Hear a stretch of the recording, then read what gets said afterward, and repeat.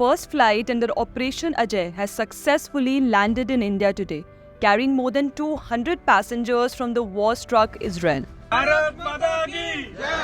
Vande Mataram! The visuals of the ongoing war in Israel have been quite disturbing, to say the least. It was on October 7th when the Hamas terrorists infiltrated Israel and killed thousands of Israelis indiscriminately. This led to a counter-attack by Israel after it declared a state of war to protect its citizens.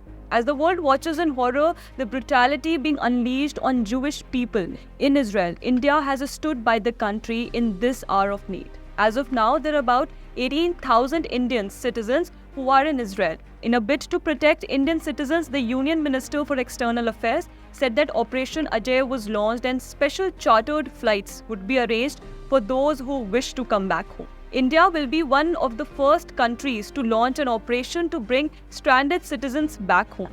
Earlier too, India has undertaken courageous missions to rescue Indians stranded on foreign soil. Let us rewind back in time and go to 2015 when Indian Armed Forces launched Operation Raahat in the start of April month to evacuate our citizens stranded in Yemen due to the ongoing military intervention by Saudi Arabia and its allies in that country. In total, about 4,640 Indians were evacuated along with 960 foreign nationals.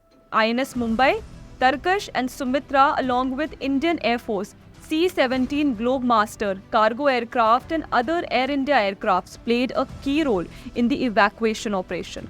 Now in the same month of April, Nepal was hit by a severe earthquake. It was then that the Indian government responded within a few minutes and launched Operation Maitri, a relief and rescue operation. The Indian Air Force and several trucks departed with relief materials including tents, food and medicines. Around 500 citizens from Nepal were evacuated and several lives were saved. Now comes Operation Sankat Mochan of 2016, wherein the Indian Air Force evacuated its citizens along with other foreign nationals from South Sudan due to the ongoing South Sudanese Civil war. 2 C-17 Globemasters of the Indian Air Force were deployed to evacuate and around 600 people were safely brought back. It was now 2018 and the Indian Navy received information about some Indians stranded on the Yemeni coast of Socotra in the aftermath of Cyclone Mekunu. Soon after, Operation Nistar was launched and INS Sunaina was deployed for the rescue mission. In a swift operation, it successfully brought back 38 Indians back into the Indian territory. Now comes May 2020 when the entire world got hit by COVID-19 pandemic. Several people got stuck in foreign lands due to the restricted travel advisories. It was then that India launched one of its biggest evacuation operations called Samudra Setu and Vande Bharat mission to bring back Indians that were stranded abroad. Under the Vande Bharat mission, around 64 Indian flights were operationalized to bring back around 15,000 Indian nationals from around 12 countries including UAE, Qatar, UK, Saudi Arabia, Singapore, USA and many more. Under this, approximately 2,000 people would fly back to India every day. Now comes Operation Samudra Setu, under which Indian naval ships were prepared to evacuate its citizens from overseas, amongst which INS Jalashwa and Magar successfully evacuated Indians from Maldives, while INS Shardul did an evacuation mission in Dubai. Next year in 2021, Taliban took control over the Islamic Republic of Afghanistan after the fall of Kabul city. Several Indians were stranded in the region. India then launched Operation Devi Shakti to evacuate all those who were stuck in Afghanistan.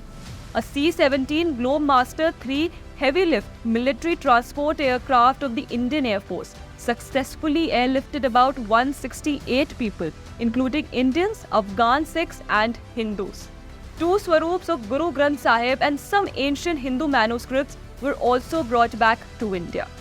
In total, around 800 people were safely brought back to India. Next, in 2022, Russia launched a full-scale invasion of Ukraine, leading to a war-like situation.